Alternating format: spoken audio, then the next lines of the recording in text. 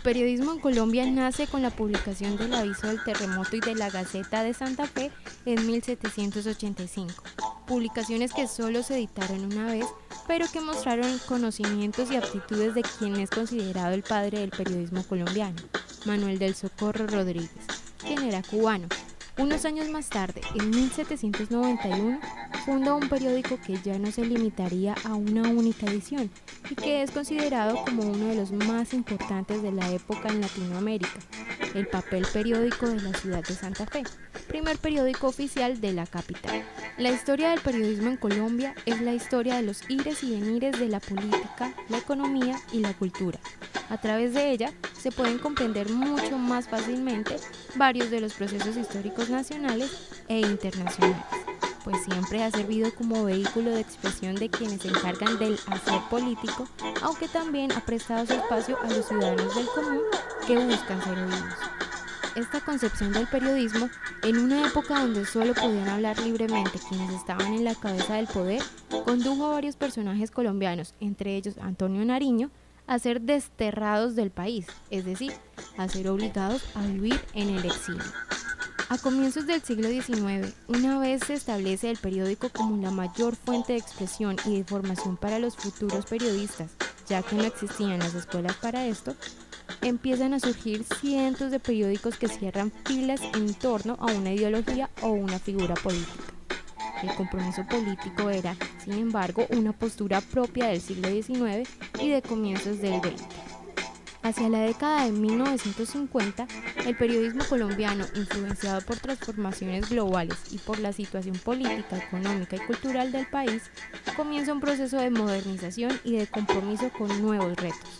La información y la comunicación de noticias e historias trascendentales dentro de la vida cotidiana del país. Pero la verdadera tragedia del periodismo colombiano se ha producido por la violencia directa ejercida contra los periodistas por parte de organismos sociales no estatales.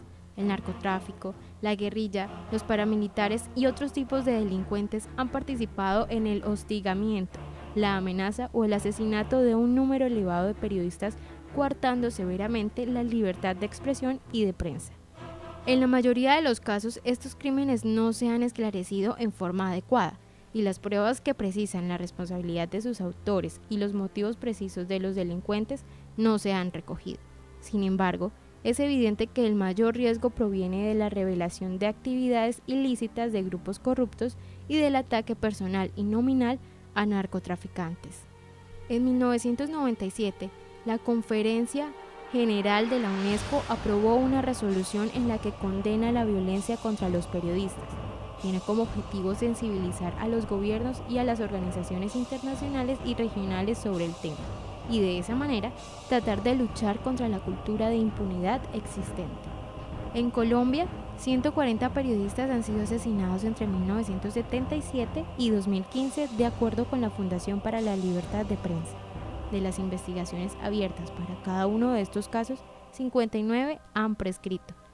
Entre los homicidios más recordados se encuentran Guillermo Cano Izaza, asesinado por un grupo de criminales al servicio del cartel de Medellín.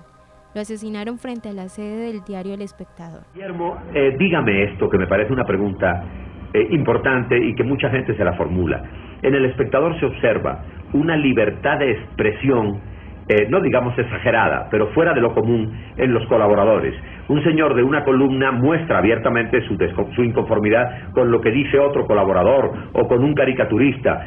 ¿Esto es una política del periódico de libertad de expresión de cada colaborador, pero sin límite ninguno?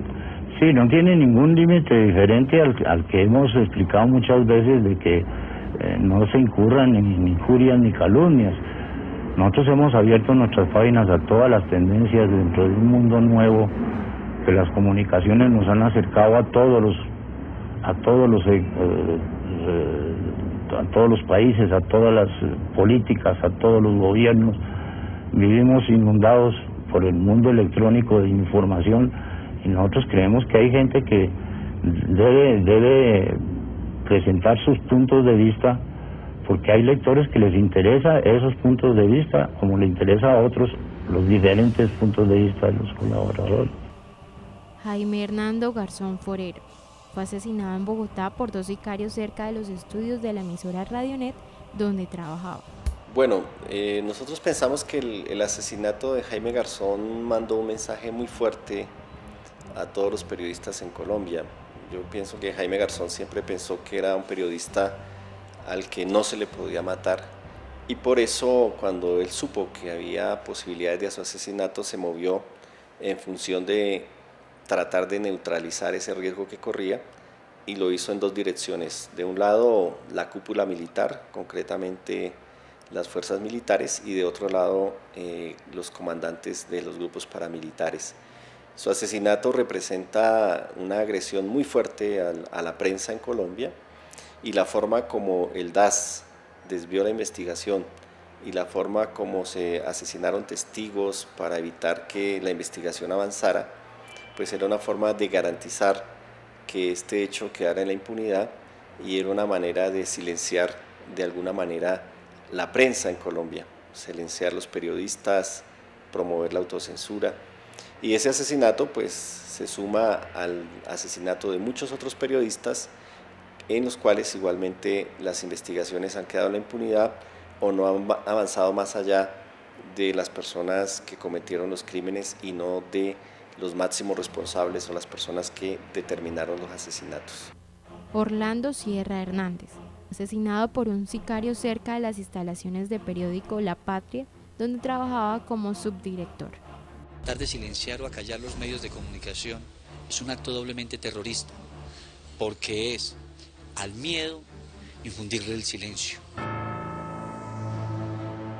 Silvia Margarita Durán Sáenz, asesinada en Cimitarra por presuntos paramilitares de la zona. Ella le gustaba todo lo que era el submundo, o sea, todo lo que no estaba, todo lo marginal, toda esa Colombia nueva que de alguna manera se veía como hacinado sin mayor digestión, digamos, o sin mayor posibilidad de que los medios la vieran.